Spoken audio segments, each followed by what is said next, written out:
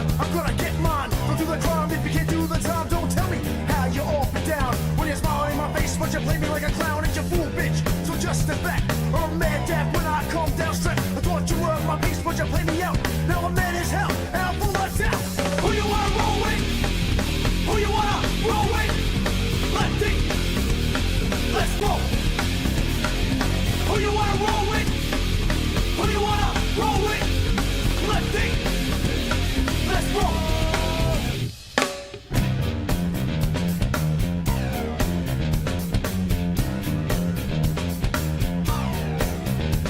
I'm back on the scene, it's time to get mean. I'm a lean revolution machine. For what people stay, they sway. For today is good as any day. Y'all feel slightly this, let's resist. Raise your fist and pump like this. Promises over the top. Don't cross the line, but you know it's right. Who you wanna roll with? Who you wanna roll with? Lefty, let's roll. Who you wanna roll with? Who you wanna roll with? Lefty, let's roll.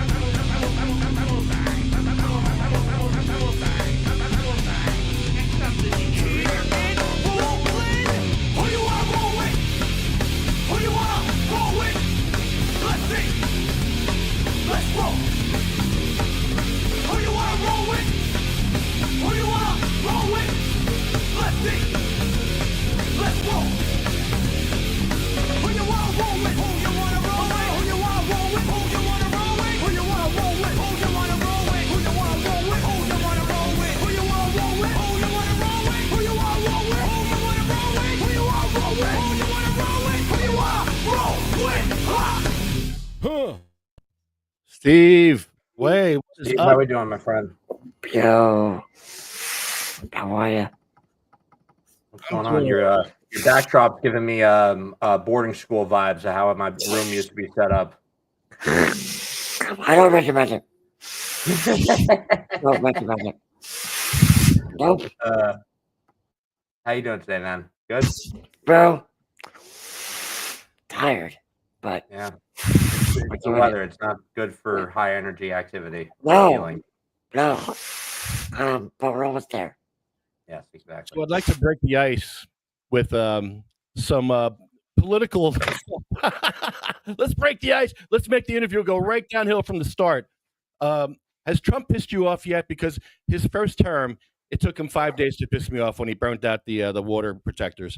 Has Trump pissed you off yet? Has it gotten to the point yet this term, or no? Or were you pissed off before? Well, yeah.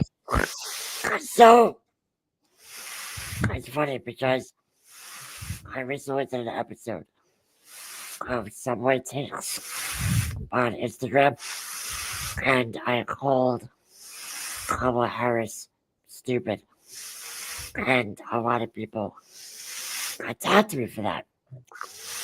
And I'm like, well, you proved my point, right? Because she lost. So I was more pissed off at the Democrats before, but with that plane crash, when Trump blamed the plane crash On DEI. disabled air traffic controllers. And so I have a theory where basically they have like a giant dartboard of minorities. And whenever there's a crisis, to just throw that dart. And whatever it lands on. It's like, okay. I'm just surprised dwarves made that list that time. Bro, it's so detached From reality. Yes. Yes. And I can speak as someone also with disabilities too, that, like, I think that, like, really just the ultimate moral straw that broke the camel's back for me personally was the comments he made about his own disabled nephew, where he said I think it was his brother or something, you could just let him die, it'd be easier for everyone. It not only shows, like you said, a detachment from reality, but a detachment from humanity. And that was me. But I want to ask you what in particular, like, there are a lot of reasons we could go at it for what you said, but why in particular do you think Kamala Harris was stupid in this race or in general? Yeah, so for me, Trump was smart because he played into the base. Right, mass deportations. I'm going to lower the cost of groceries. Get rid of TEI. Get rid of trans rights. What did Harris do? She brought out Liz Cheney. Right, she led the whole party. They alienated the entire leftist side of the Democrats, whereas Trump did the opposite. Right, he fired up the farthest of the right, and that's what they want. Right, by bringing in people like Liz Cheney, And there was for us. Right? yeah, exactly. That too for my health care. Nothing.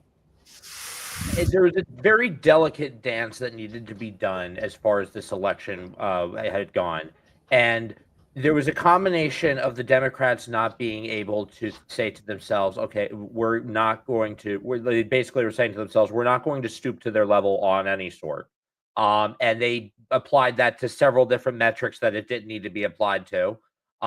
And in general, they ignored people's needs and relied too much on the contrast of, hey, he's talking crazy and we're in Earth One and we're talking like, look at us, we're for change, and change is apparently self-explanatory in a world where we have to explain so much obvious to people.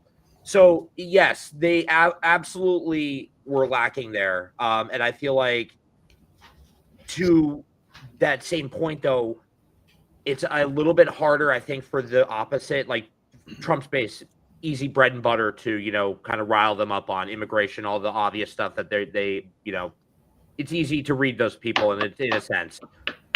I don't feel the same is to be said about the other side. Like, I don't, as far as being able to easily read them and apply a blanket as Trump did, if you see what I'm saying. Yeah, I mean,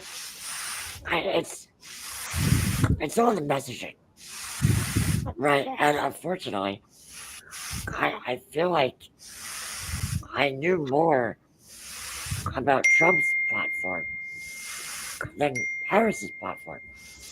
Because at the end of the day, Harris's platform was just, I'm not Trump, right? It's like, hey, we're not Trump. We're not the January 6th. And that's great. But we know that. We all know that. Mm-hmm. And it's like, again, what are you going to do for healthcare? Right? Because people love their healthcare. Yet they will never run on single payer. I have to make one thing clear. I know I shit on the Democrats a lot. I'm not a Trump supporter. A lot of people think just because I shit on Harris that I like Trump. It's not black and white. Yeah, I am a hard libertarian socialist. I'm in the left, right? But I have to call it out when there are big flaws. Right. And for Biden to drop out in what, June? What was it, May, June? Like, June. come on. Yeah. Come on. And it was how long after that debate?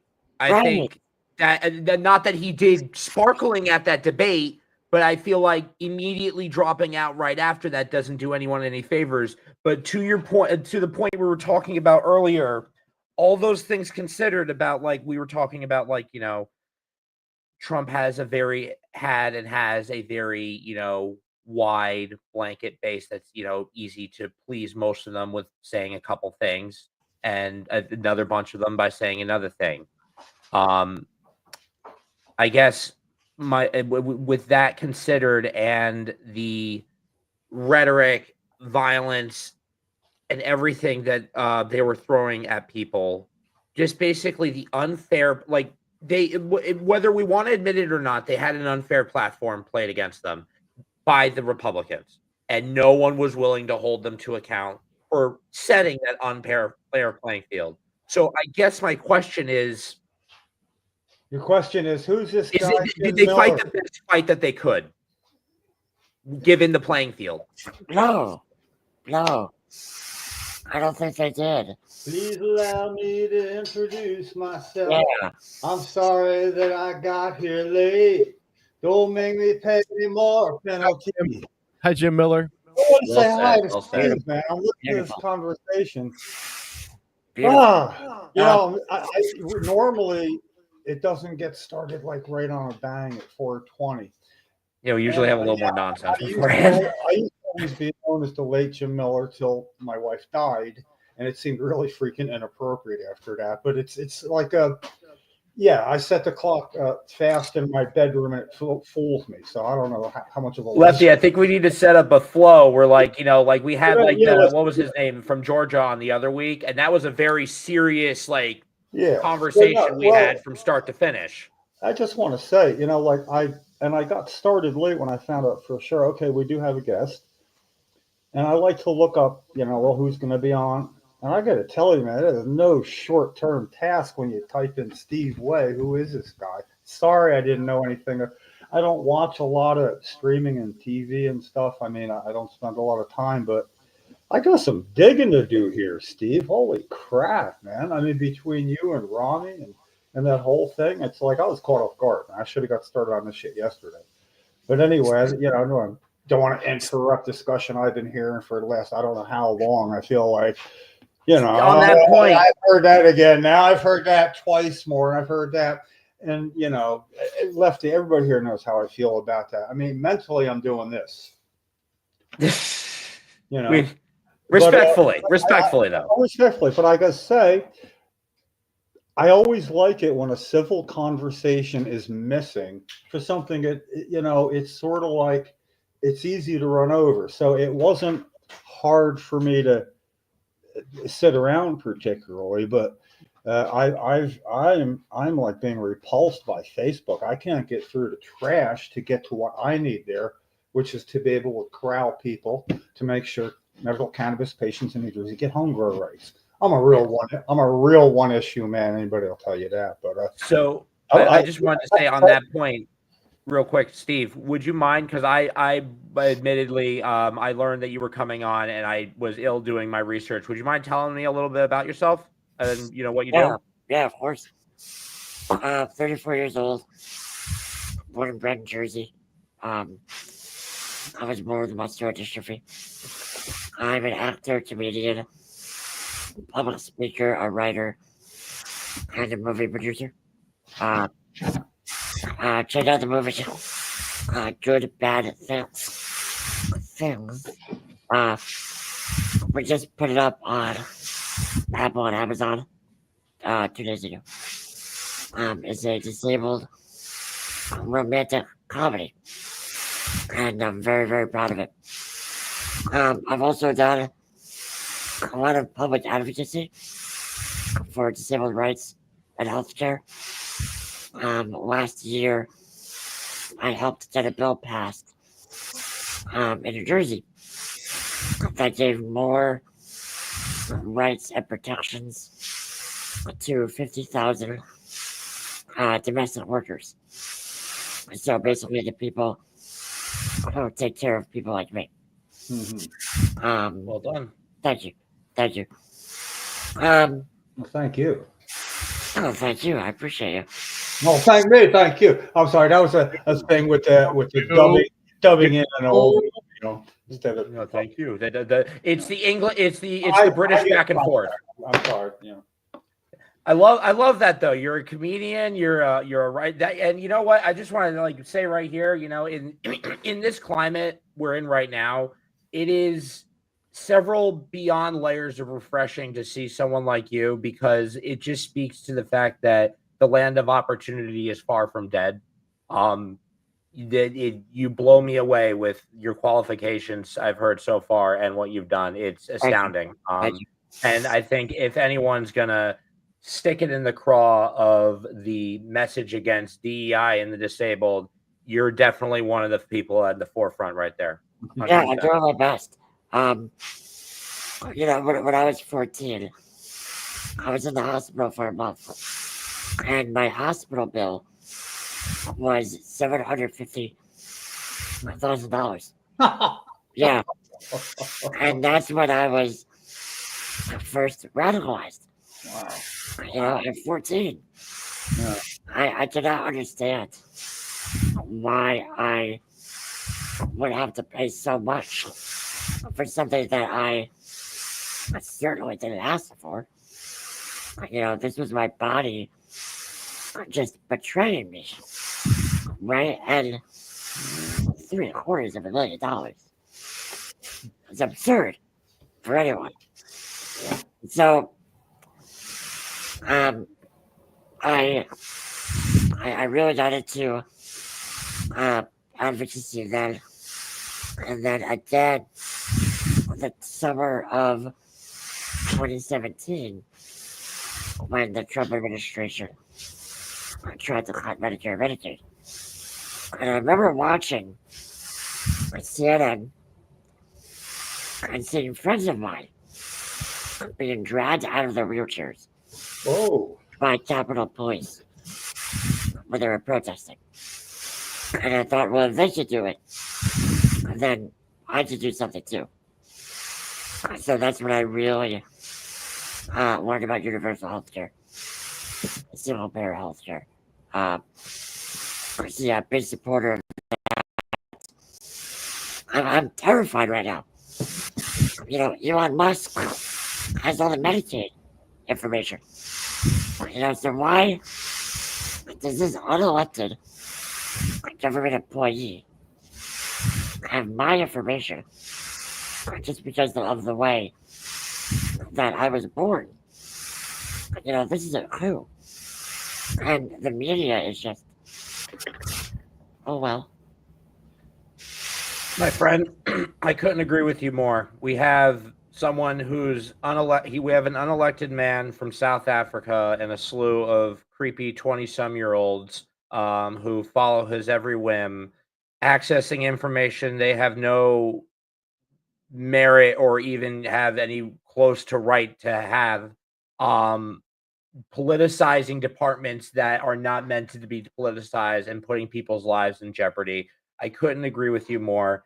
And I guess through hearing the tone in that explanation, I would follow that up with, please keep the faith. There are many people like you who are standing up and shouting and saying, we did not elect you. We are not bowing to you. And the more that we keep speaking on, whether it just be a video someone posts, or going to the state courthouse and protesting, or going all the way to DC, however you want to peacefully, there are people out there fighting. And as long as we keep fighting, We see, like, look at how they're handling things already. They've already rescinded the tariffs. Oh, we're going to do tariffs. No, never mind that you have a backbone. No, we're going to back off on that, except for China, because that's an enemy that we can all, basically hate and agree on. So my father always said to me that, the backbone someone exhibits shows more than just their backbone. Thank you. I appreciate that. I'm fired up. I'm motivated. The disabled community is so strong, and we're all ready for a fight. So I appreciate the solidarity, because we can't do it alone. We need the allies, and the allies are coming out. Unfortunately, so many marginalized groups are being targeted at once. So it's so difficult to keep up with what's happening. In Edison, the police blocked off the handicap entrance with Yes. barricades and cars. So they forced 4 disabled people up this huge incline. Now we had a woman with one leg, you had a disabled vet in a wheelchair, a push wheelchair, somebody else in a traveler being pushed, and me in my electric wheelchair. And in the rain, this is in the rain. And they did this for No guardrails. no guardrails, no lighting, a ridiculous incline, not ADA compliant. And so now I bring my wheelchair to the council meeting, my push wheelchair, and I demand that one council member get in that wheelchair and push themselves up that ramp like they did to the sick people. And nobody take me up on it yet. But I'm bringing that wheelchair every week, every time I go there now. As you should. As you should. Keep showing up. We got Lefty's a piece of work, but you kind of know what you're getting with him. If He's you the right call, piece of work. you go ahead and call Lefty. You're an asshole. He'll go, why would you say that? I mean, the reaction, no, I'm not. What about you? And that would, and I've always admired that about him. It's nice to know, though. I mean, like the conversation you'll have with people. I mean, I appreciate you coming on the podcast. Take a chance with, people you have not interacted with yet. And, you know who Lefty is. And I don't know how long you were going without me. Sorry again, I was late. Wow. But, I don't have Jim Miller, but, I was married for 19 years with a woman with multiple sclerosis, primary progressive. So it got to the point, I guess the last 6 or 7 years of her life, the wheelchair had to be leaned back a little, and she could move her head a little bit like this, shoulders, and but she couldn't use her hands, And so anyway, I see things maybe differently than some other people, a little more clear. And, I was, where did you say? Because, you didn't have a chance to who's this guy, Jim Miller? And unfair advantage here. But something that stuck with me is you said something like, at any given time, at least one time on any day, somebody's going to see me naked, and as innocuous as a thing as that was, it led perfectly into your meaning that to live a certain kind of life, you got to give up a lot of ways of looking for things, and Brian Cummings, Lefty, a good friend with MS, who sought me out 10 years ago at the podcast because he knew Cheryl had primary progressive, and she's pretty well known to people doing what I do. And well, anyway, I got to see the world through her eyes, and I got to say, when I heard, and Steve's got a long-time girlfriend. You're talking with Rami and on somebody else's podcast, I guess, and it was really cool. I mean, I was leaning in like I was there, and it was just so it kept touching these buttons from 20 years ago, and for the last couple of years, I've been saying I got to get to be half the man I used to be to get things done, what I need to do for patients. Because Cheryl, being a medical cannabis patient herself, when she was asked by David Paso of the Associated Press in Washington for getting arrested in front of Bob Barr's office. Well, I got arrested. She didn't. She blocked the doorway, laying down in her We're waiting for them to say, you're going to have to move. Oh, they didn't phrase it like that. She had pretty good comebacks because she can't move, you know. But what I read, because when somebody wanted to talk with her, I disappeared because she'd look at me if she wasn't sure about an answer. Brain lesions doing what they do a little bit. But anyway, I was so surprised, and it struck me to read when Dave asked her, so do you think this is going to be of a help for you? And she goes, oh, no, it's too late for me. I'm trapped in my body, and my body's deteriorating. It's not enough time for me, but I do this because there's a lot of other Jim and Cheryls out there that have more time. And she says it just like Edith Bunker on All in the Family with no, just it's so matter of fact, so beatific every time, So anyway, it's just like been interesting. Seeing the parallel, him. I'm going to be doing a deep dive into Steve Way and Ronnie. I'll tell you that now, though. I don't know how to see stuff like on Google and all that. I'm pretty, somebody else has to do things for me because I'm a little disabled in my head. I think that's what Rami said. He just said I was disabled in my head or whatever. I just love that. So I really look forward to hearing. I'm really. My trouble is I interrupt. And the only reason I interrupt is sometimes I get a bit forgetful. And it's not because I like to smoke. I'm pretty much a patient too, but this isn't my severely disabled feet. Ooh, that's another thing. Cheryl would be like, I'd come home and I'd go, oh, man, my back's really sore. And she'd be laying there go, oh, I'm sorry, honey. You know how easy my life got with comments like that doing that to me. And But I also... I do learn from others people's situation, and I think there's a lot I can learn from you that's already out there. No more input necessary after this point. I could look back. So, thank you for that, man. It's I'm so glad you said that, Jim, because I was just going to say that the thing I've learned to value throughout my life about the disabled community, through just my acceptance of my own disabilities, is the perspective, the strength of perspective that those in the disabled communities both learn to experience and teach others. You could be so down about your own situation and what's wrong with your body or what's wrong there, and then you could look at someone else's situation and you really just look at you being that you're disabled yourself. You're able to say, okay, this could be worse. This could be a lot worse. Well, we're stigmatized and we're bullied still to this day. Stigmatized and bullied. And again, it could be worse.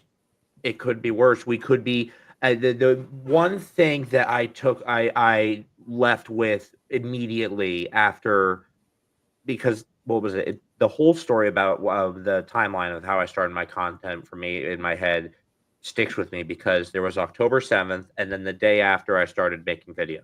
Why, do you ask? Usually with these world events that happen on these kind of tragedy levels, I get very in my head. I get very stuck. I get very obsessed with things that I can't control. And I thought to myself, if there were somehow some sort of magical portal open right in front of me, a viewpoint to those people, to what they're dealing with, and me wallowing in my own shit, it would appear to be a waste of opportunity and a lack of perspective. And I just started doing it from there because I felt like, you got it. You can have the perspective and you can feel emotion about it. What you do with that emotion really matters, not just for yourself, but how other people look at you and your situation and how you're impacting those around you. Steve, do you think Bryan Cranston understands what it's like to be in a wheelchair after making a movie in a wheelchair? No. Nope. None of them do. And Eddie Redmayne. No. Sam Clafton. No. Big bag and no. No. And it's not possible. So then you say they don't understand. So let me ask you then, who is the person you've enjoyed working with the most so far? I mean, my best friend. Robert used that for over 20 years. I love that answer. I Yeah. love that answer. Yeah, I knew the answer to that. And I just met him about 6 hours ago. Yeah. No, what a relationship! Holy shit! Yeah. Robbie has seen me at my best and my worst. You know, he's helped me with the most intimate things, so he gets it. Robbie is there's someone who is more than just an ally. You know, he's basically part of the community because he's given me a platform to tell the stories that I want to tell, right, and the ways that I want to tell it. Right, it's so authentic, and our friendship is so real, and I think it just proves that it's not difficult at all. You know, it's like there's no reason for Bryan Cranston or Eddie Redmayne to play those roles when people like me are right here.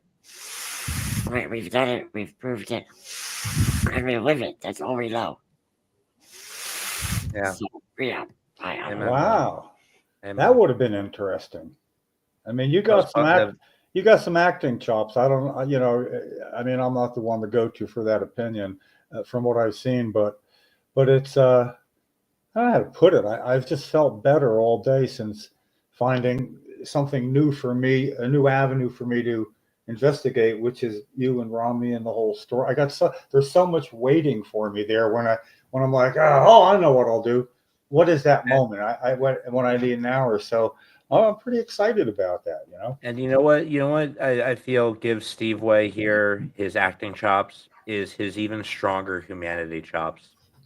That bit he shared right there about his friend was fucking beautiful. And I feel like, to his point, that these gentlemen are not going to understand what it's like to be in a wheelchair because they don't have Steve Way's humanity chops.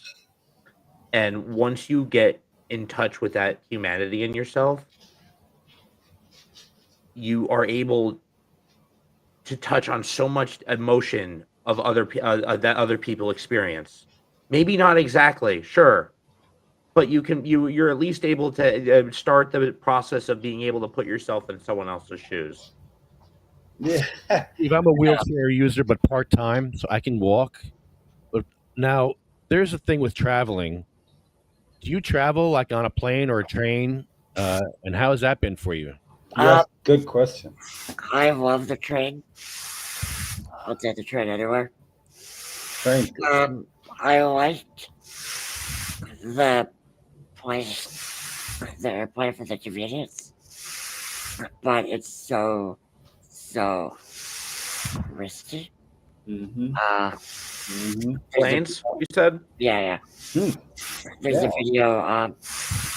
There's a video on my TikTok from almost 4 years ago when my wheelchair is being loaded off a plane, and the right armrest with the joystick just fell off, and the guys on the tarmac are laughing because they have no idea what the hell they're doing.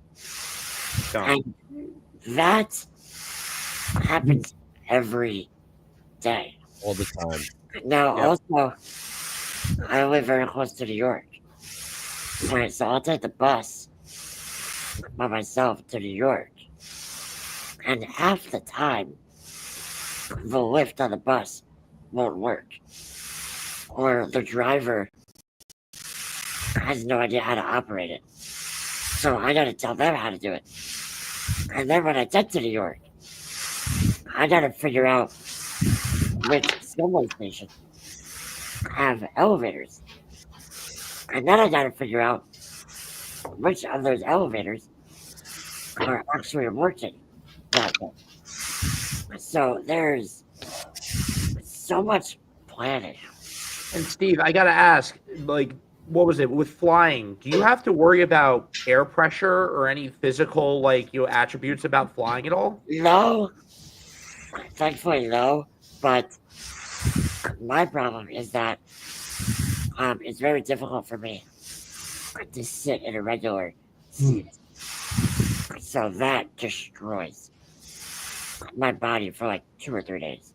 Yeah. So if I go somewhere, I gotta fly like a day or two in advance just to give myself time for my body to heal. Is your train experience strictly in New York and NJ Transit, or have you done Amtrak too? Amtrak. Are they good to you? They're fantastic. Yeah. Good. At least there's that. And you know what? If far-fetched and a little magical Christmas land, but I mean, if they're working on flying cars, then there's something down the road somewhere. Hopefully. It'll happen. But like Jim said before, I don't know if I'll ever see it. Right? Yeah. I'll be lucky if I live to 40, But that doesn't mean I'm not gonna fight for it. Right? If I see it, great. But if not, then I'm doing it for the next generation. There's a wonderful quote that speaks exactly to what you said, and I believe it was Isaac Newton who no, it's a Greek proverb, a general Greek proverb that says wise men plant seeds of trees that they know they'll never see the light of. That sounds like Cheryl, man. That's what she was saying. And I You got to say, are such a commendable person, Steve. We're still going here, but I just want to say I am just so glad I feel gifted that I was able to interact with you. I'm moved on several levels by what you've said, and they say things happen to you for you have certain experiences and run into things for a reason, and this was definitely one of the days where I was bogged down with a bunch of, let's just say, childish BS. That this is definitely, like I said, put into perspective. You've blown me away, dude, honestly. And I'm definitely, like Jim, going to be doing a deep dive into you as well. Thank you. I wouldn't be surprised, honestly, if my father's probably heard of you. He's long communicated different comedians, writers with disabilities that he's watched. Are any of you familiar with that one? The one guy with he has the leg limp. Really great comedian. I've watched him a couple of times. I can't remember his name though. I got a question. Steve, have you ever tried cannabis in any form? Yes. It helps you, right? Oh, yes. Yeah. Oh, yes. I actually, I used to be addicted to Percocets about 12 and a half years ago. I broke both of my legs. And, oh, yeah. Trust me, the irony hurt much more. But, I got hooked on Percocets for about 3 months. And I remember doing a stand-up set. And it was the first time in my career I forgot my jokes. oh, And I was like, all right, this is done. It made me stupid.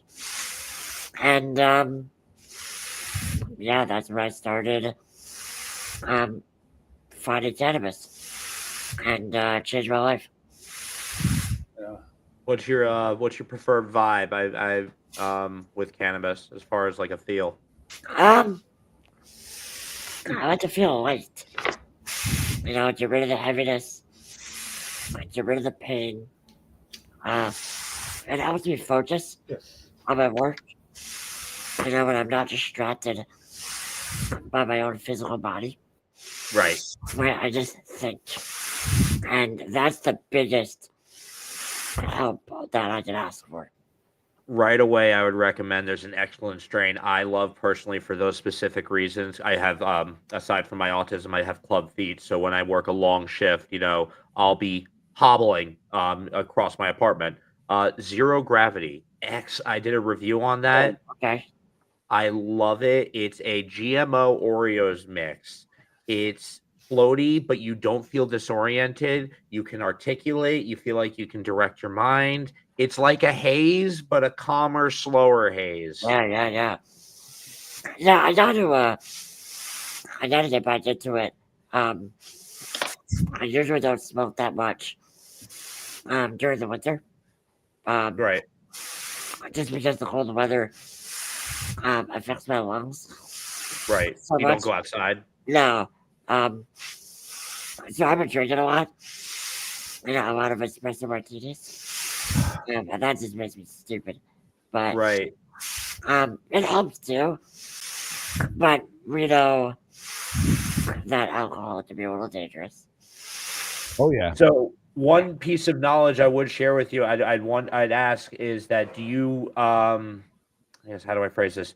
Do you utilize the concept that your body, I mean, being that you've gone through using Percocets and stuff, that your body needs both sides of the spectrum as far as something to dampen the pain, but also acknowledging that your body needs energy to fight and keep you going throughout the day? Oh yeah, for sure. Caffeine. A lot of it. So what's your preferred method of caffeine? Espresso. What's your favorite munchie food? Macaroni and cheese. What is it? Nuggets? McNuggets? Macaroni and cheese. Oh, yeah. Yeah, or Taco Bell. Or White Castle. He likes cheese. He likes his cheese. Yes. Nathan Johnson from Georgia has a question. He wants to know if you've ever had freaky sex with a woman trying to share your Percocets. My brother in Christ. Oh, You have no idea. what a wonderful answer. You have no idea. Good. That was even better. I love that. I get it. I was on opiates for 10 years for my pain, and I used cannabis to get off of all the opiates. I had this 2-level cervical fusion without any opiates. I used cannabis for this. It was amazing. It worked. Every orifice was full of cannabis tincture, oils, lotions, suppositories, you name it. And I took 0 opiates for this surgery. And That's great. yeah, I was amazed that cannabis actually did that for me. Yeah, it's so great. And then there's people who will ignore the concept completely. My father, I love him to death. He's a great man, very knowledgeable doctor. There are points of humanity where you don't listen to reason, though. When we were young, we went to the Poconos and we went tubing one night, and we didn't think through the fact that everything was frozen. So he went right off the ramp and way into the woods. So we just hear, oh, boom, oh. So a couple of his ribs got broken. They mended it, and then over the years, was like a couple years ago, right before COVID, he had to get surgery. So post the surgery, he said, I'm not going to take painkillers. I'm just going to ride it out. And I was like, okay, you're a doctor, so I'll give you the benefit of the doubt. You probably have something in mind. He ended up back in the hospital because he took too many Advil. And I remember looking at him like, I offered you, why? Why can't you just, I'm your son. I'm not trying to lead you on a path of like the devil's lettuce and trying to, I know, I get it. My mother is the same way. She's the biggest hippie you ever meet, and she hates cannabis. Really? How does that work? And she worked. No, I understand it. Oh, I get it. But I mean, I'm not questioning that it is that way. Maybe she ate Woodstock Well, weed. yeah, no, being a hippie is a mind thing. It's not whether or not you smoke pot. I mean, right. I'm going to be 73 this year, so I kind of remember it. Like, Tell her it's better now. The weed's better. firsthand. Does she partake in any sense at all? Does she like mushrooms No. or anything like that? no, I mean, my mom in the 80s worked on Wall Street. So take that for what you will. Before or after the hippie? This. After. So if you've ever seen The Wolf of Wall Street. Yeah, that's the first thing I thought. Yeah, that was my mother. Oh yeah. Yeah. She Uh, just, yeah. I Is have it to. usually in reverse that happens? I have to acknowledge Nathan here. Nothing offends me. I knew the answer to that. Oh yeah, nothing. I already knew that, Nathan. Nathan's a great guy. I got to talk. Just the easiest way to sum it up, Appreciate that. I saw the question. I wasn't definitely not going to be the first person to be like, "Hey, Steve." So no. Yeah, and Absolutely I not. just want to work something in when I could. I make notes because I forget, and it's not so much because I smoke, or that could be a rationalization. I don't know. It was the getting in and out of the bus, and the bus drivers don't know even how to work. I not that was familiar to me and Cheryl, but I guess we didn't really think it all the way through about getting going down to Washington one time. Cheryl, we watched this thing. Okay, the short version.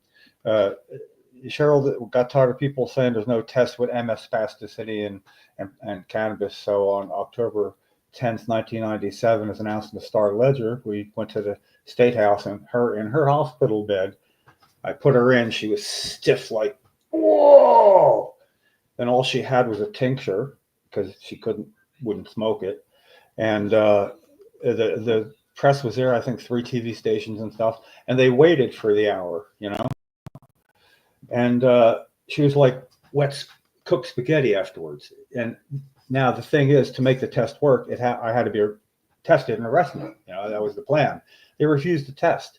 They didn't want to give the forces against them making this credible any ammunition. So after doing that, we saw this thing on I think it was Rosa Parks, and Cheryl really liked that, so she thought, why don't we go to Washington and I'll use my medicine there and we'll get arrested. I'm like, whoa, that's pretty ballsy for being in that condition. And I explained, I said, listen, the risk is I can't be guaranteed to be right there with you when this happens. So, and she had a lot of faith, So anyway, yeah, we went there, and you go to YouTube and look at Cheryl Miller medical marijuana or whatever. It'll come up. It'll probably be the first thing that'll come up. The NBC News footage of it. It was 1998. But now we had to be transported after we got arrested. And they didn't know how to get Cheryl's wheelchair. They had to figure out how to work the thing in the back. They finally figured it out, but they look like 2 electricians trying to be plumbers or something. They didn't know how to, and they're asking me for help. And I'm like, hey, you arrested her, I didn't. I sat on the other side of the bus looking at them, watching. And I told her, I said, listen, I can carry her and I can put her in the back seat and take care of her. No, we're not allowed to do that, So it was this whole thing, which was our lesson, if you can't arrest her, why don't you protect her, sort of thing. But anyway, the rest was like that became like some pretty quick national news and was Associated Press story of the day. And from that day on, Cheryl felt really connected. She realized that the worse her physical condition got, the stronger her advocacy power became. And she died with a medical marijuana shirt on her in hospital. I mean, and yeah, it was pleasant. It was, in a situation, it's coming like that. All I wish for is no baggage, and handle it. And man, I'm probably the luckiest man alive because everything's right in place beforehand. So, whatever it took. And, but it was moments like that where the simplicity and, they couldn't do anything about it. I mean, she just struck a chord getting arrested because the lieutenant, woman, highest ranking Capitol police officer, Lieutenant Frith, was mad because I wasn't handcuffed and I'm pushing her in. And they were like insubordinate. It's just like weird watching all that happen. But everything just makes more sense to me, and I don't know if you know who Matt Rife is. I mean, you should. You're a comedian. I'm guessing that was a stupid question. I'm more or less doing this for the other guy. You all know each other, right? Yeah, but his All the same group chat. wheelchair crowd work it reveals some things to people that I don't think would be revealed otherwise. Like one person saying, when I go to a show, if there's a joke that people might think might be offensive to me, I notice the people closest to me they're not laughing at all. And then a little further out, and I said, yeah, I found that to be true, and Now, I've made a couple of mistakes though. I wish I could go back and correct them. I mean, I don't know. I don't think it's humorous exactly, but whatever made Cheryl laugh, even especially about herself, so was Jim, well. on that note, I have to ask because this has been I've been wondering. I've had this thought a couple of times through talking to you, and I haven't figured out how to phrase it because I have a very similar How relation. about straightforward down the middle of the tube, ready to go? Come on. Towards the end with Cheryl, I can tell you like when my grandfather was dying of pancreatic cancer, there was the time where we knew, the end was coming. And we were waiting for, we'd go out from visits to the hospital, over to the restaurant, and we'd be looking at the phone, waiting for the doctor to call us or, something like that. Yeah, and so I say this as the point where, your family members want you to be happy. Did you ever get that call that was the false alarm that made you laugh? I was always with her. There was no call to get. In other words, I was always there. Well, let me put it to you this way. The best moment I had with Cheryl was they were wheeling her down to have a sonogram because there's something going on. And I'm cognizant that the ceiling's going by and she's got guys on either side. No, I'm always there. So on the way down the hall, I said, let me ask you something. Who's first thing you see when you wake up in the morning? And she said, you. And so what's the last thing you see when you go to sleep at night? You. I said, well, I'm going to be right by your side all the way down there, but I'm not going to be allowed inside, but I'll be right outside the door. You know why? She went, because you love me. It was an accusation. Like, you can't help it, can you? I love that. And so through all the other stuff, but that call, the only thing I can say is when Mom was available, because, she was not alone a lot. It was pagers, and Rick had a pager, and we worked together, built, carpenters building decks. And when the pager would go off, yeah, that absolutely, it like, I mean, I must have stopped breathing sometimes because I would always have this exhale, See, so it never happened. I had to make that call a couple times though. So, yeah. Yeah, I mean, I had to tell Cheryl her daughter died when I found out first. She watched her son play with a gun, and 5 weeks before he got married, shot himself, and he died. So I was real careful with her the whole time, and then I hear like, I'm seeing like Rami and you go, oh, both lucky families that loved us, cared about us, not just for us, and the whole thing very reminiscent with me as well, but it's just it's different for everybody. The one thing I've learned through it all is you'll never hear me say I know what you mean, I know how you feel. I mean, I don't think I've said I know how you feel, as a matter of fact, when her son died, it was pretty huge because he was like the little. That's true. The most I've ever heard you say to that regard is, "I get it." Yeah. You get the concept. Yeah. But it's I had to tell everybody because there's going to be a lot of people's funeral that don't let me catch you saying I know how you feel, Cheryl, and I'm always there.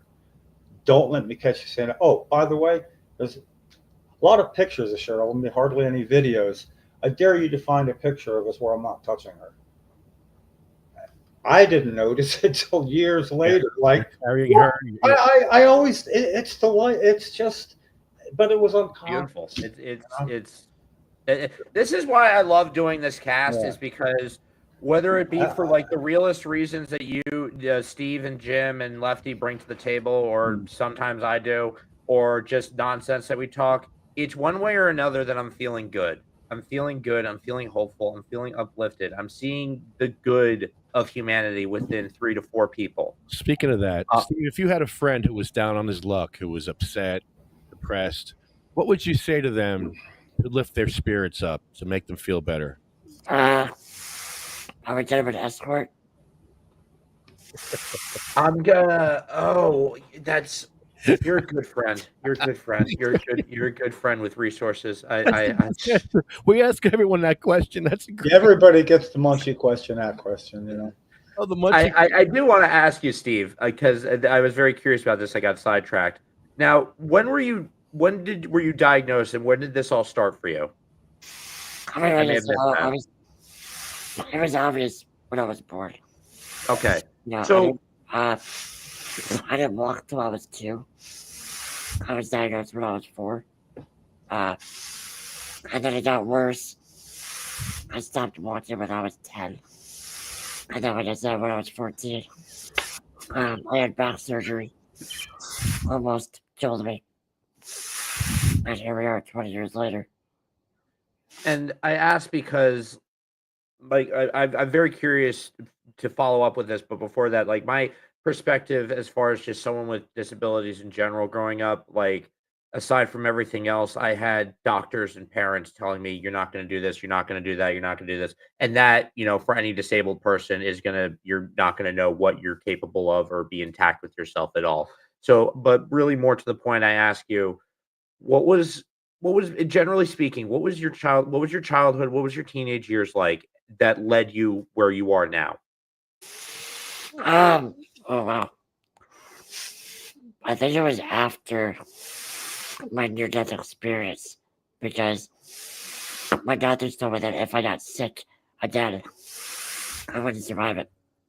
So I basically just waited to die. And I heard that when I was 14. I was a kid. So I didn't really have a lot of hope for the future. And then when I was 25, my doctors were like, oh, you're good.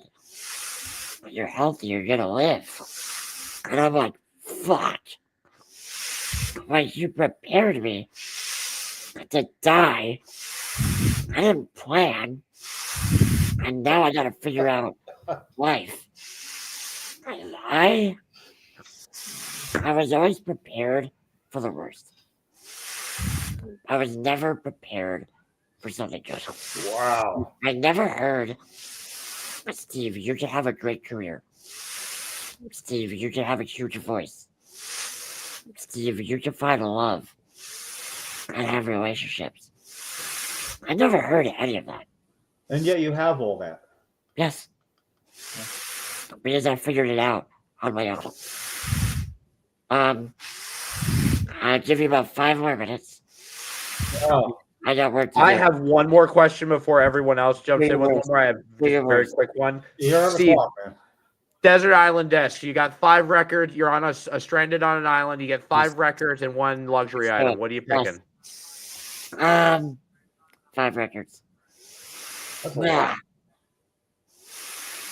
Enter the 36 Chambers. Wu-Tang Clan. Midnight Marauders. A Tribe Called Quest. Hold on. Aldrin Greatest Hits. Love Aldrin. Love it. Huh. Nevermind. Nirvana. One more.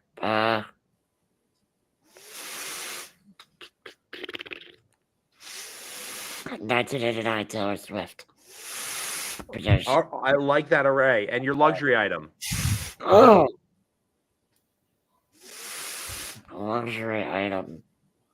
I'll throw you a bone and say cannabis is included on the island. Fantastic. Yeah, you don't need that. It does so much. Yeah. It's a multi-purpose. Luxury item. Yeah. An espresso machine. Your what? Espresso machine. Espresso. Love it. I love that. Yeah. I got a An question. island where you stay awake, get Yeah. high, and listen to tunes. Okay, he's only got 3 minutes and 10 seconds left. I'm guessing on that. By the Do way. your worst. I obviously have no watch. Yeah, that's not right away or nothing. But would you come back and do this again? I'll do this tomorrow.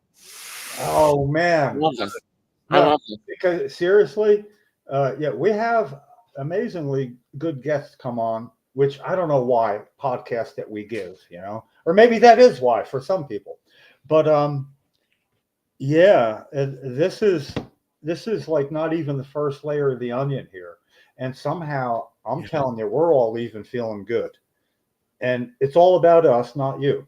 So we want you to make us feel good again, and it's Steve, you got a website where the people can contact you? Yeah, Instagram, all that. Instagram is Steve White. Yeah, check out the movie Good Bad Things. I'm on TikTok, that's Steve White. Facebook, Steve White. Actually, I'll send you the movie. Check it out. I'd love to talk about it. one more, yeah. Right Are you at all on Facebook? Because I Yeah. have a very limited social media presence. Yeah, I'm on Facebook. Okay, Jim Miller will be doing a friend request. He'll be easy to find. I just Okay. followed you on Instagram, bud. Let's do it.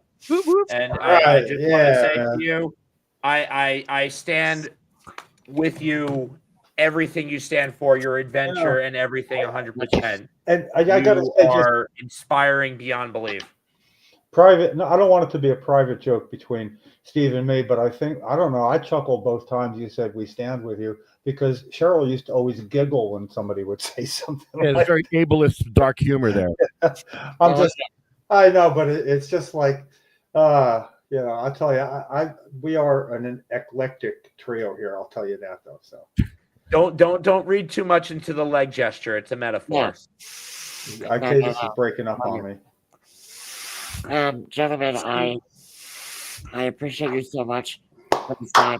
You're incredible, dude. Big fan. I tell you, I got something to dig into now. I'm happy. Thank you. Exactly. Yeah, I've got something to chant and champion now. I love it. All right. Thanks a lot for being here, Steve. Thank you, guys. Solidarity. Bye-bye. Steve That White, was buddy. that was awesome. That was awesome. That was Like I didn't even look for his Instagram until the end, and it's not even like you can have one of those conversations and not know immediately, oh, they have a huge following or that. You're just hearing words. You're just having a conversation, and then you look. But that wow.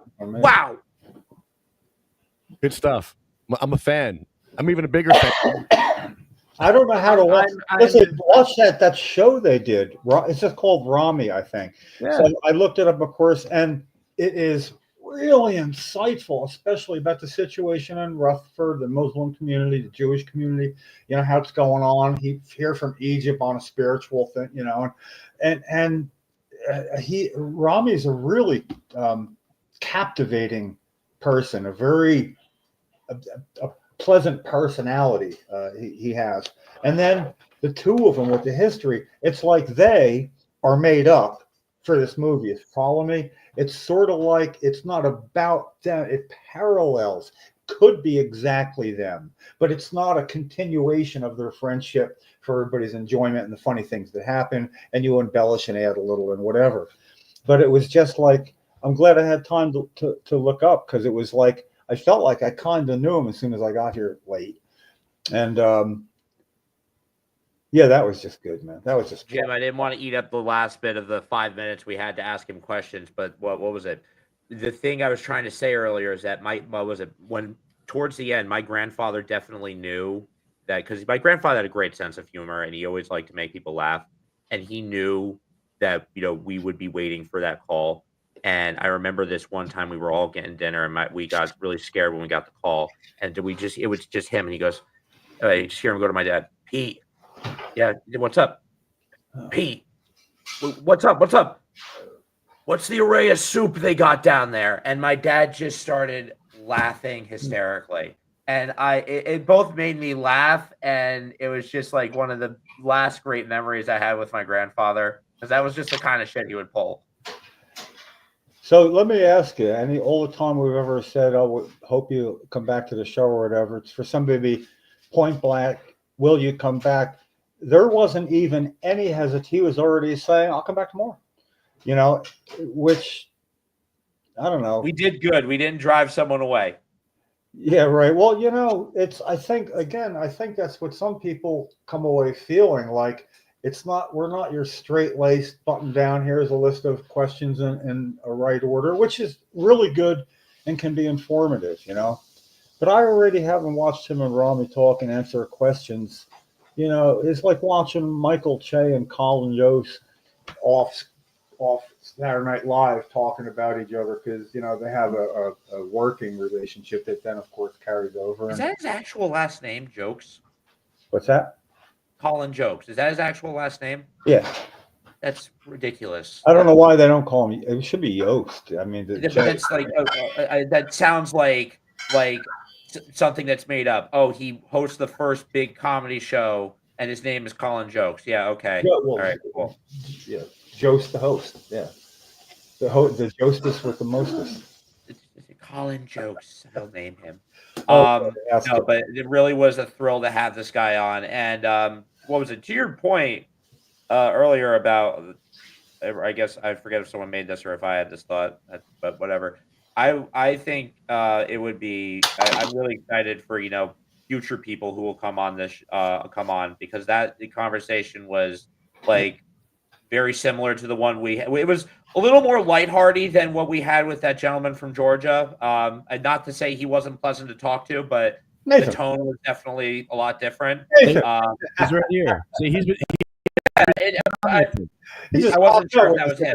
Out of respect, I just didn't want to when we were talking to him, I didn't want to joke too much because he went through some, not that Steve didn't, but Nathan had the best comments.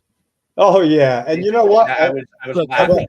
There's a lot of freaky nurses out there. That's the thing is, though, Nathan. The thing that I learned from the comedian Matt Rife is people in the wheelchairs in his show that get engaged, they get similar questions, not quite exactly like that, but to get certain reactions, and to a person, they are happy about being included. You know.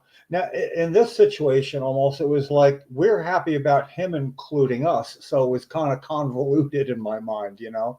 I mean, but yeah, so that's always, the right thing. And I like that Nathan, of course, came back and said, I hope don't take it the wrong way, because there's nuances lost in the written word in somebody saying something, you know. But that's why, and I think Nathan was actually the last guest that made me feel this kind of good too. You know, right? That's what I was saying. Like, though, that was the last time we had like that kind of I mean, we've had good guests, but sometimes you get left feeling good afterwards when it's all done. One question I completely forgot to dig into that I can't believe I did was, I guess, in his opinion, and I hope he'll, we see him again and he'll come back and answer this, but in this environment, in this Trump 2.0, what is his take on how comedians should be tackling the administration? I've heard a lot of comedians say that they need to not go on point with it as they did last time, and more just on the general scope of the concept of, dictatorship, autocracy, power grabs, and stuff like that. But I can't believe I forgot to ask. I wanted to hear his take on that. Mm-hmm.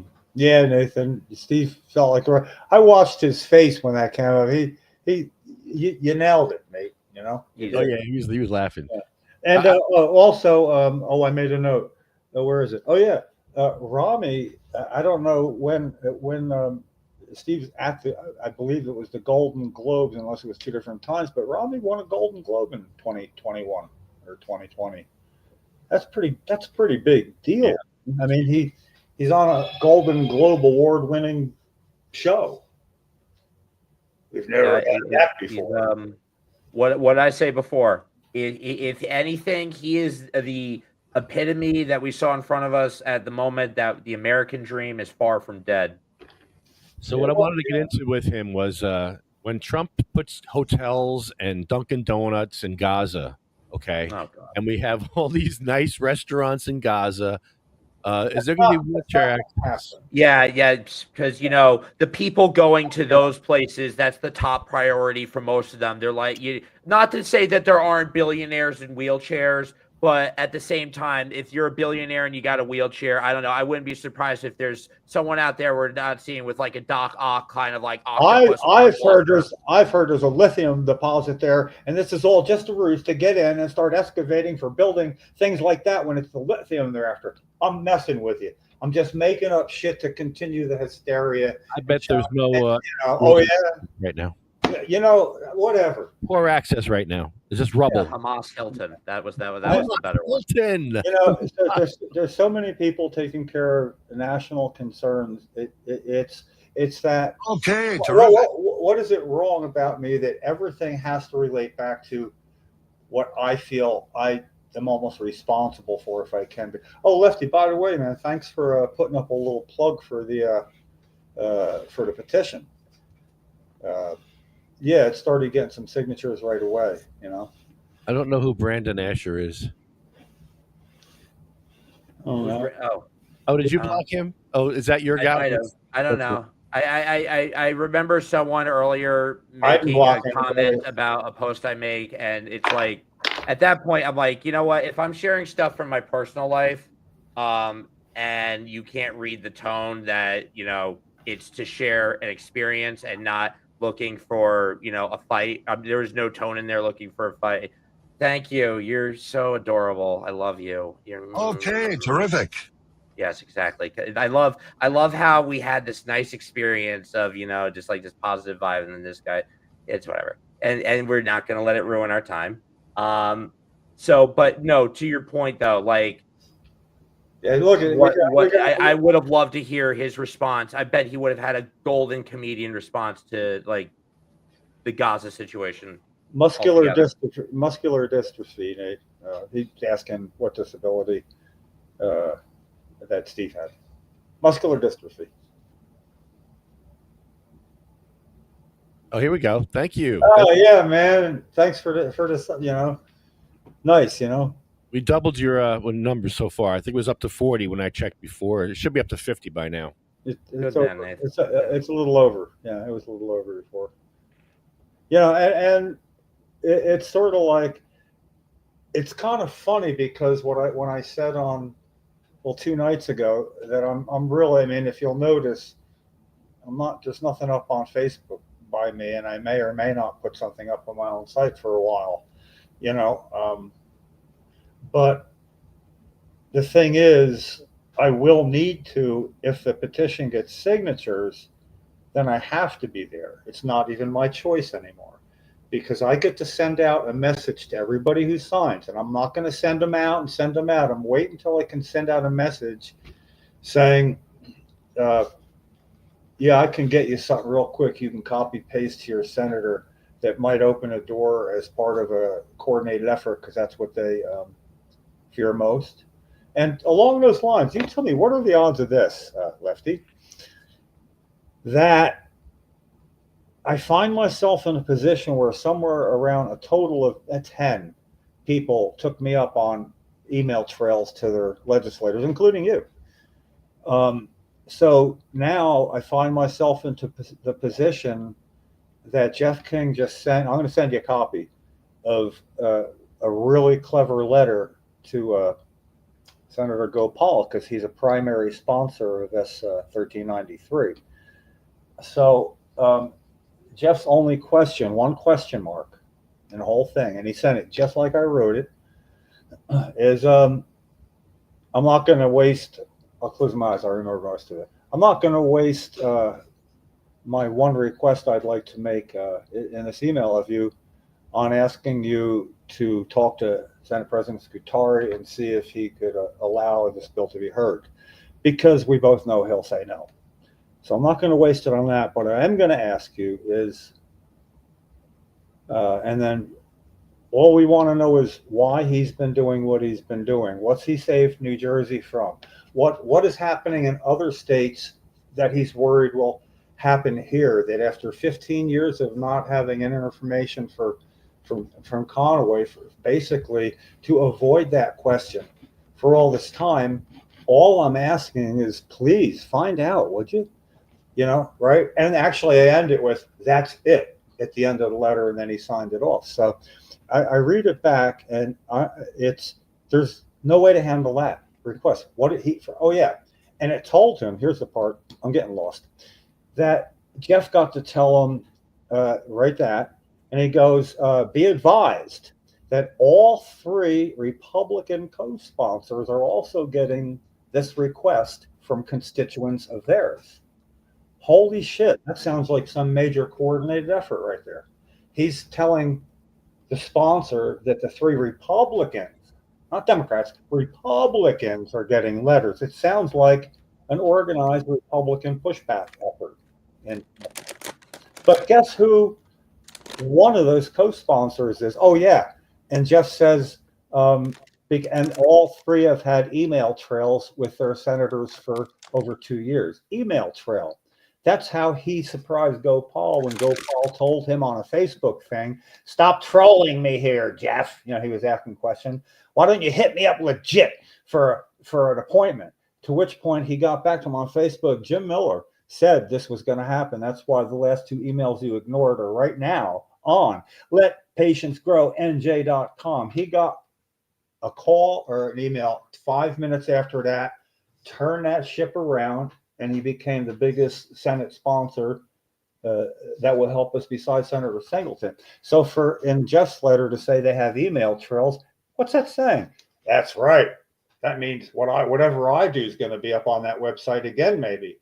Okay, does he want to let 3 Republicans take the lead here? Because if they all say something to Scutari, and then he does let go of the rope, Republicans are going to get credit for pushing this bill, not Democrats.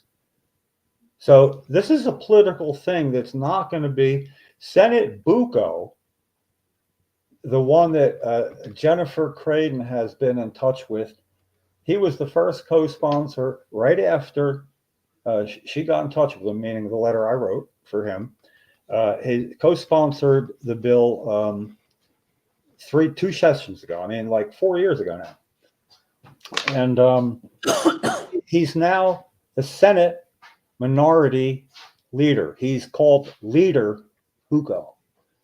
And if you want to, within his own party, he is Nick Scutari's counterpart in the minority party, which Jeff reminded patients think that as a sponsor, especially, it would, a co-sponsor, it would be your duty to be the check and balance that you're supposed to be on the majority party. So what I'm saying is, out of only about 10 people doing email trails having any freaking faith in me at all 2 years ago, we got this beautiful base coming right towards dealing with the main players through this way.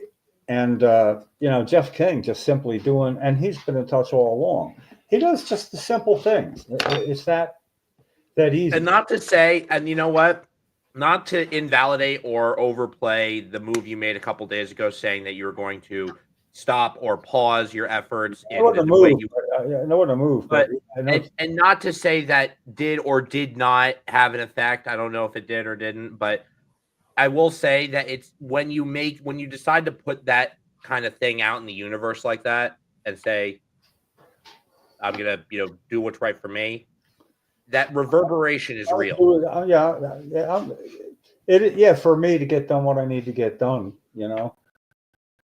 it's but again, everybody else be advised, like I said, my deathbed promise is fulfilled.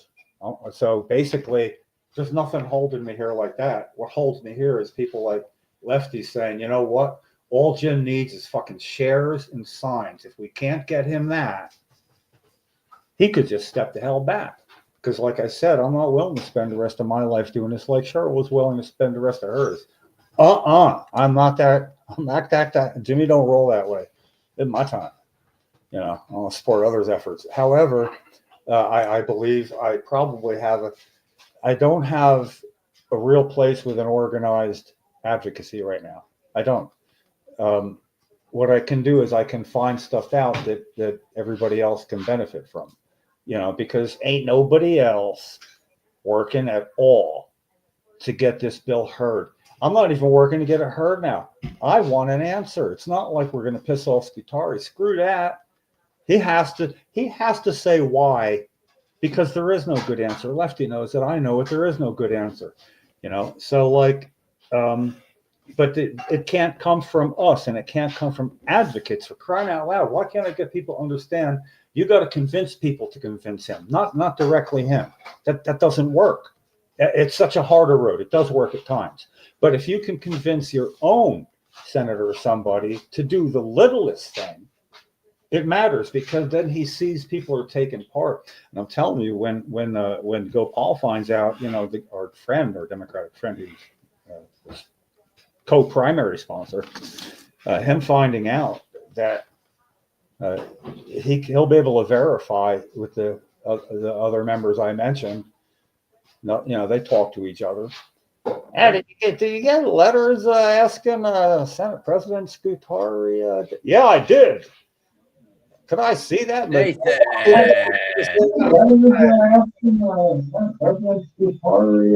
surprise. This is awesome. Turn your radio down. Whatever. You listen to Is somebody talking? Yeah, there's a delay. All right, is it my TV? Yeah. It is surprising how much you picked up. You've picked up stuff here that I couldn't even hear. Oh yeah. There's a delay. It's a delay too. Well, how does that make it louder? I don't understand. It's a loop It's the echo that it creates. and a delay. Oh, there's Nathan, That how better. are we doing today? Whoa, what's up, man? Is that Glad to better? see you. Yes, sir. Yeah, we had an interesting guest on. Hello.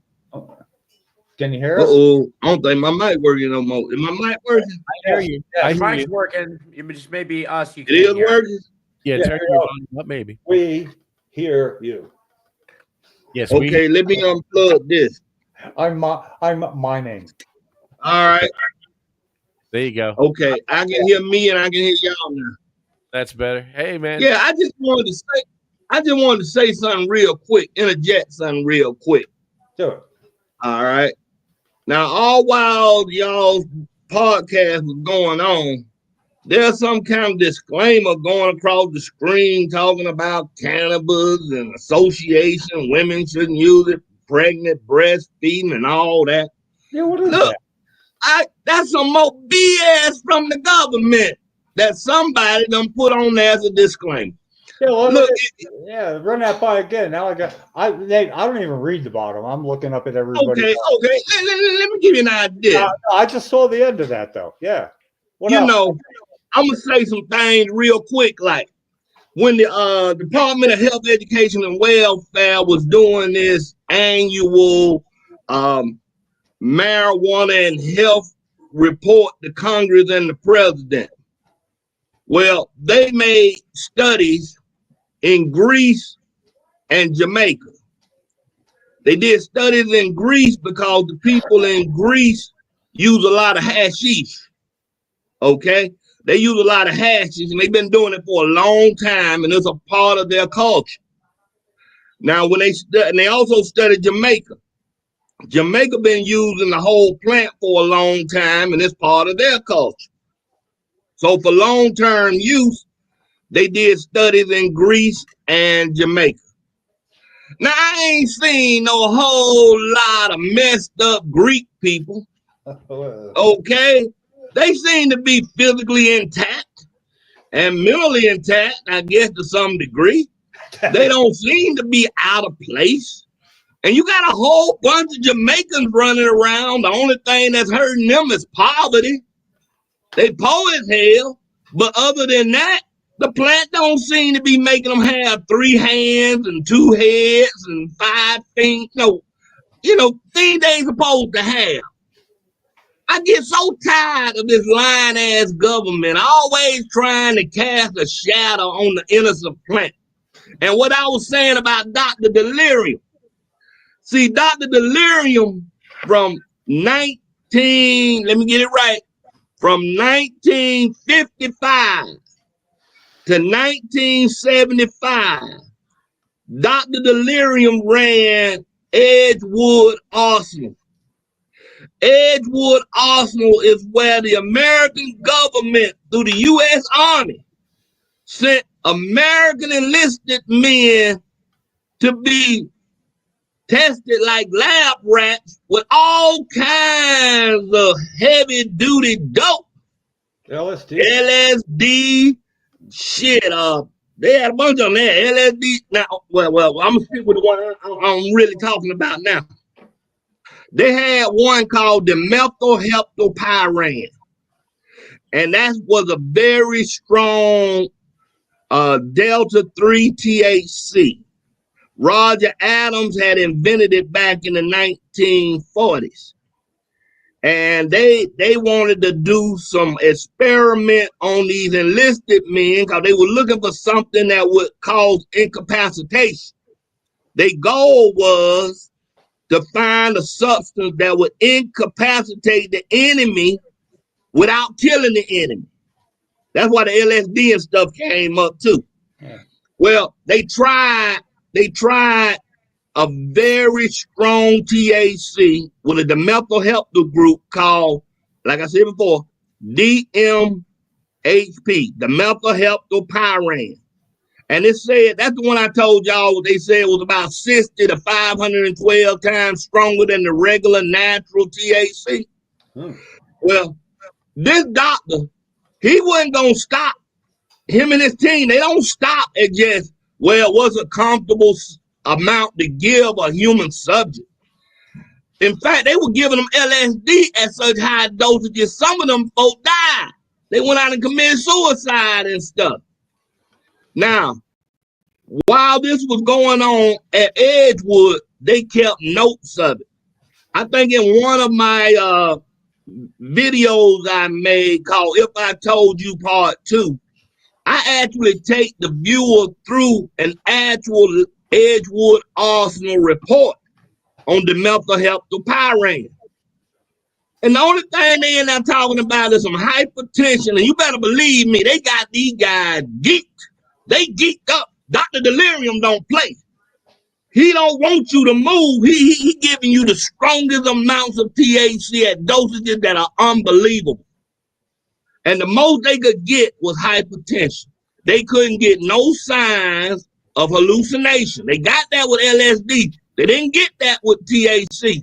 They didn't get no signs of psychotic breakdown, or you know how they like to say, we're going to get these psychotic episodes. They didn't have that. They didn't have nobody trying to commit suicide. Okay? They didn't have people committing violent, aggressive acts. They didn't have none of this. And it wasn't just American soldiers that volunteered that they were testing. They were testing prisoners from the Holmesburg prison in Holmesburg, Pennsylvania. Mm-hmm. And they wasn't doing this for 1 day, 2 days, a couple of months. They kept the program going on the methylheptapyran THC from 1964 to 1969.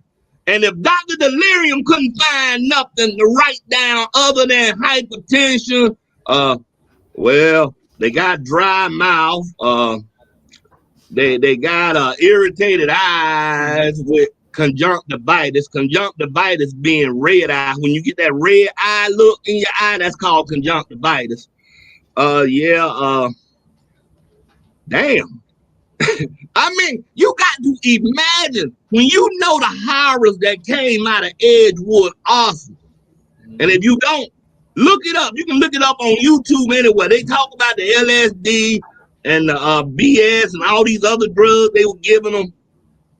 But they ain't got shit to say about the methylheptal THC. You can go to YouTube and find people who were test subjects. Right. About it. I mean, you hear it from the people themselves. You know, it's pretty. Exactly. But what you don't hear is them talking about folk that got put on the test for THC. Really, I never heard of that. That's right. I got the documents, and I actually show the people the actual documents on If I Told You Part 2, a video I made and I spread. I think I put it on Edward Grimes. I put it on your page. Now, Yep. there's something obvious when you can tell folks all about every other chemical Dr. Delirium put on them enlisted men and all the bad side of it. They use PCP on them people. All right? They didn't just stop at LSD. They use PCP. They use any chemical that they thought would knock your ass out. But they don't bring up THC because if they do, they got to tell the truth. And the truth is, in extremely high amounts, THC can cause hypertension, low blood pressure. Mostly noted in the soldiers when they tried to stand up. They had no problem laying down, but when they tried to stand up, 1 minute, 5 minutes, it was just dropping their blood pressure so bad. They had to give them these symptomatic type of drugs to bring their blood pressure back up. Why aren't they talking about these hallucinations? That's because the government be lying to us about everything, and the one thing that can prove they lying, they don't want to give it no credit. Of course not. The one person they should have never let get a hold of that document was me. I got the unclassified document, and I Nathan, shared with people. I want to say that since our last conversation, the one thing I have been championing and sharing with people in my various conversations with cannabis is the light you shed on me with the cotton industry. And every time you say that, when you say, why aren't they saying this? Why aren't they saying that? Either the pharmaceutical or the cotton industry, one or the other. Pick who's hiding it at the end of the day, I guess. There you go. But see, if I can get before the court, the judge on a constitutional challenge, they can't deny their official U.S. Army documents. They may not like that I got them, but they can't ignore the fact that these are authentic government documents. Now, and their findings. I will ask, Ned, without you getting too much into the specifics, I'll just ask, did you get them like lawfully in one way, or is this just something you came about? Oh, I got them lawfully. Okay, They've been unclassified. But you can unclassify anything you want to. If people don't know to look for it, they'll never find it. Yeah, you got to look for it. Yeah, if you don't know what to look for, I can unclassify the secret to how to get into the bank vault and walk off with all the money. But if you don't read it or know what to look for, you'll never know. So, Big petroleum, huh? 100 years, big petroleum. Let me see, what's the year? 2020. They might be almost correct with that 100 years because petrochemicals started being used around the beginning of the 20th century, around 1903, 4, 5. So they got about they got about, let me see, is that right? Yeah, they got about 100 years. I give the comment a thumbs up. You got that right. You got that right. But cotton has been around a hell of a lot longer than petrochemicals. And cotton had a fight with the cannabis they sell, how the oil industry pumped Americans full of fake news. Yeah, well, they may have helped. Yeah, they may have helped, but cotton started it. Cotton been around since your mama and daddy have been wearing clothes. And Abraham Lincoln, that's it goes all the way back to that. That's how long ago. Yeah, don't be talking about bringing nothing in here that's going to substitute for cotton. We don't want to hear that shit. Don't bring that up in here. This goes back to when to put it in a very general sense. This is so long ago. People don't wear hats like that anymore, like Abe Lincoln wore. That's how long ago that was. People wore hats. You wore hats. It go way past Abraham. Stovetop. It go past cotton use. Go way past Abraham Lincoln. But the war part, the part about cotton hating hemp or cannabis, yeah, that started during the Abe Lincoln time.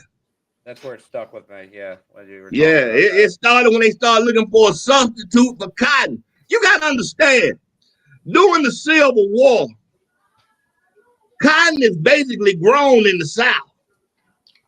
And cotton was the #1 export of the United States. Cotton cannot grow up in cold regions. So the South had an advantage over the North right there. They had more Southern millionaires than they had Northern millionaires for that exact fact. So when they got ready to separate, okay, the North is now looking for something that can substitute for that damn cotton. They like, okay, we done burned up enough cotton fields during the raids and during the war. It's in shambles. We got anything out there that can replace it? And they say, yeah, we're going to look in the flax and we're going to look in the hemp.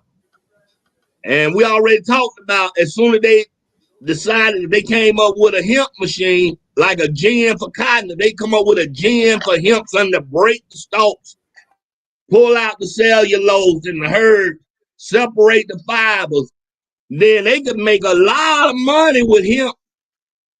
So the South didn't want to hear that. And I'm not going to re-talk about it because we talked about it in that last podcast, how the Confederates ran to Mexico and stuff and tried to set up a cotton growing plantation down there in Mexico. But it wasn't going to help them if the North came out with a gin machine to process hemp fiber, process cannabis into fibers and hemp herds. It wasn't going to help. So they had to make people hate on cannabis. Yeah.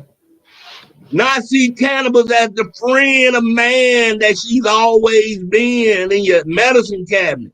They had to start a campaign to make people think cannabis caused folks to go crazy. And using the name marijuana didn't hurt since it was coming out of Mexico, and that's what they called it in Mexico, marijuana. They started talking about, hey, you up north in America, y'all don't know about this kind of marijuana, this kind of cannabis. This kind of cannabis is different from that cannabis y'all got up north. This shit here, 2 puffs, you'll want to kill your wife, man. I'm telling you, 2 puffs of this shit is in the newspaper. Men having a couple of puffs of marijuana, grabbing butcher knives, trying to kill their wives. And the only way they could be controlled, the police had to shoot them. That's it. Wait a minute, I didn't see it.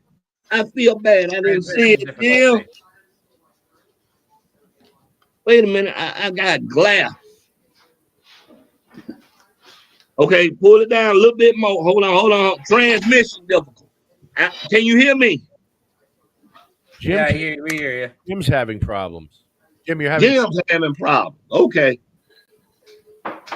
I'm sorry, Jim, you having problems. We need to print out a screen for Jim that's like an error screen of just like him with like his hands out like this. It's like da da da da da, da like an error screen like this.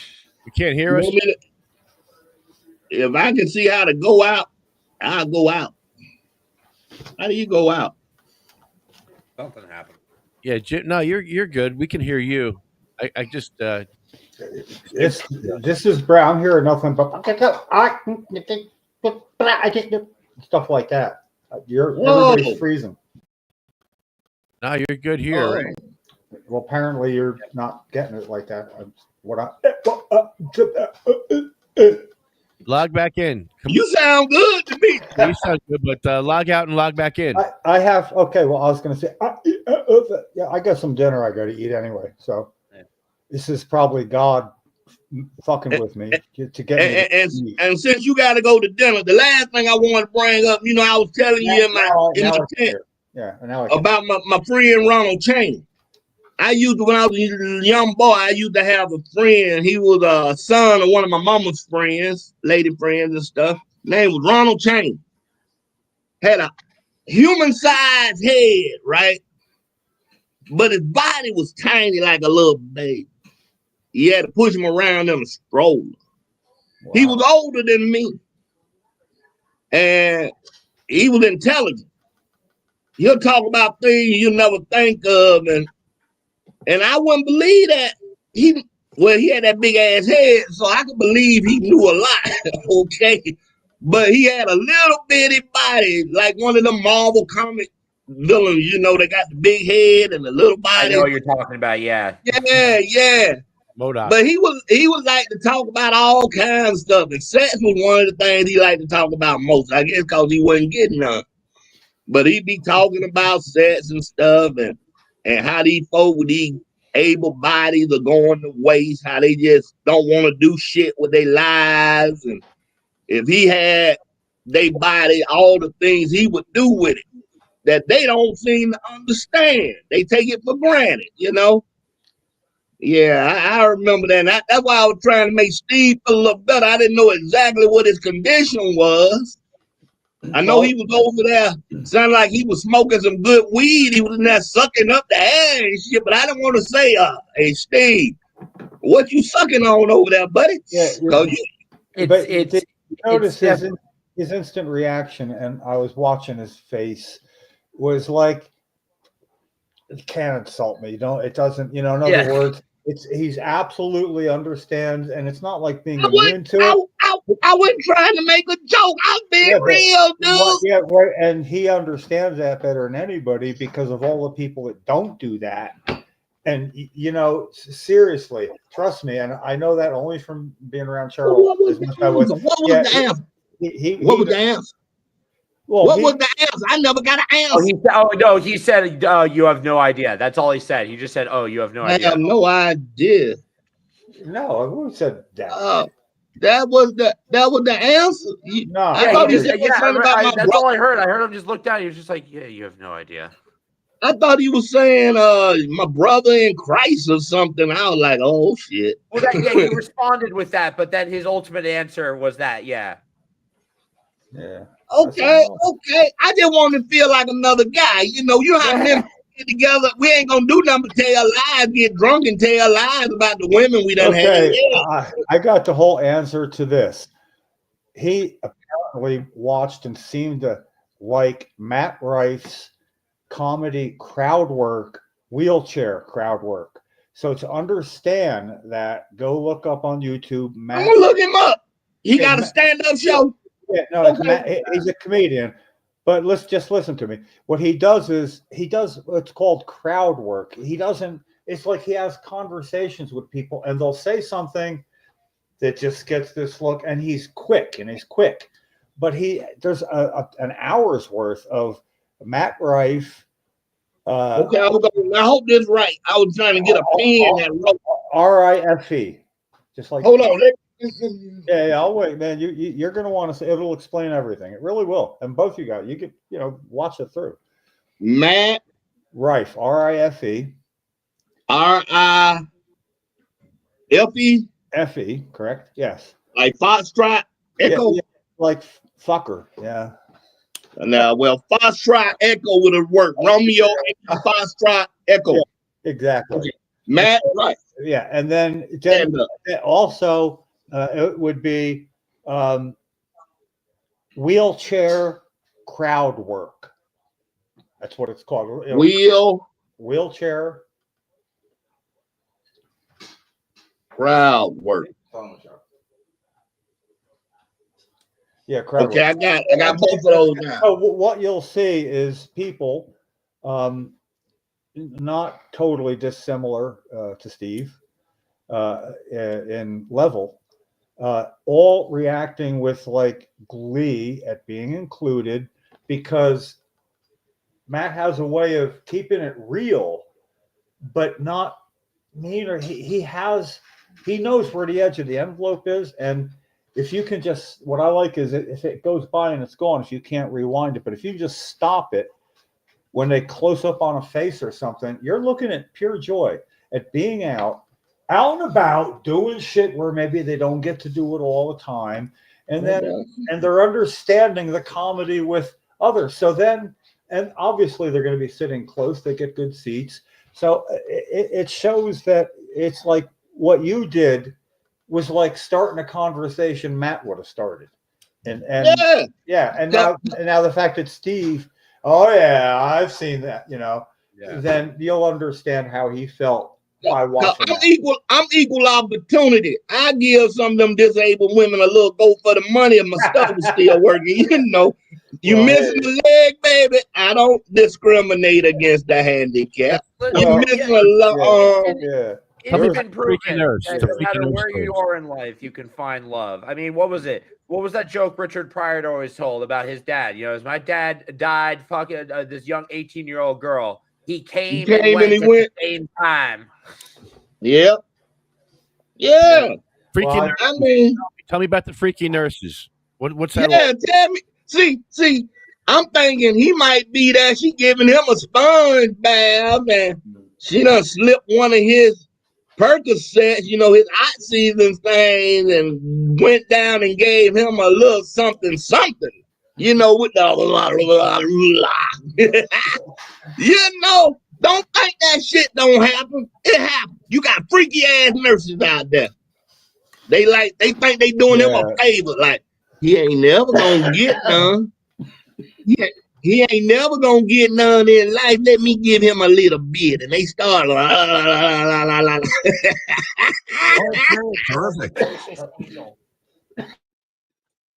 That Steve know a whole lot. He just didn't want to tell me because he trying to be a gentleman and stuff. I know he got a whole lot of stories. Mm-hmm. well, listen, I gotta have dinner, so I'm gonna miss the end of the show. I'm finna get off. I just wanted to say something about that campus and breast cancer. Hang out. They're not closing it right down necessarily, but you know, yeah, I'm dodgy after 6 sometimes, so this is one of them. Yeah, I got you. It was just that I get tired of the government having folks to put all this crap across the screens, always warning us about cannabis. We need to be. I figured that out. He's broadcasting from a dispensary, so this is like, am I right, Lefty? Yeah, that's part of the rules, the SOP, the standard operating procedure. Oh shit! That's part of the rules. Part of the rules. Damn. You see what I'm talking about? But if you're in the parking lot and people are beating off the parking lot, you're willing to violate the CRC rules there. That's fine. Okay. Yeah, I'm not. I don't want to go. Right, Lefty? All right. So listen, you got me another 15 seconds. That's it. If you're reading a list, I'm not going to hear it. I'll go cry later on. Thank you, Mad Hatter. Thank you, CMMNJ, UFCW, Arlo Glass, OpenMachine.com, and SativaCross.org. And here goes our list. Cheryl Miller, who we spoke about earlier. Sabina Rose, Diane, Gracie, Cindy May, Marie, Jack, Joan, Randy, Polly, Bill, Chad, Jeremy, Colette, Matt, Troy, Russ, Roger, Jay, Ella, Hattie, Jackie, Anthony, Jake, Armando, Felicia, Lynn, oh man, Dan, Sean, Joyce, Ori, Frank, Brian, Fo, Carl, Thorne, Frank, Lorraine, Terry, Charlotte, Cher, Jaybird, Michael, Marley, Colette, Brendan, Red, Rico, Lou, Becky, Wanda, Chip, Paul, Lisa, Marcus, Gary, Julia, Jeff. It's a damn long list, and it's that one name longer now. So. Hey Jim. Yes, sir. Sometimes I look at you and you remind me of Lee Marvin. I'm down with that, man. You know, he was the man. He was. Yeah. Good. That's a good association. That's a good one. I'm tired of the Bob Weir shit. I'll tell you that. Grateful Dead. An awesome cast. This is I got one of yeah. my favorites. Yeah, I'll tell you that. Again, Yeah. thank you to Steve for coming on. You were a breath of fresh air to talk to. Nathan, you were a pleasant surprise as always to Thanks, talk Nathan. to and a pleasant experience to listen to. I learned every time you hear you talk. And yeah, another great episode. Love it. And everyone, please stay safe. Keep your heads up and keep fighting. One time I'm going to be the first one to leave the studio. Go, ha! They shall grow old as we that are left grow old. Age shall not weary them, nor the years condemn. At the going down of the sun, and in the morning we will remember them. Thanks, everybody. Good night. Good night.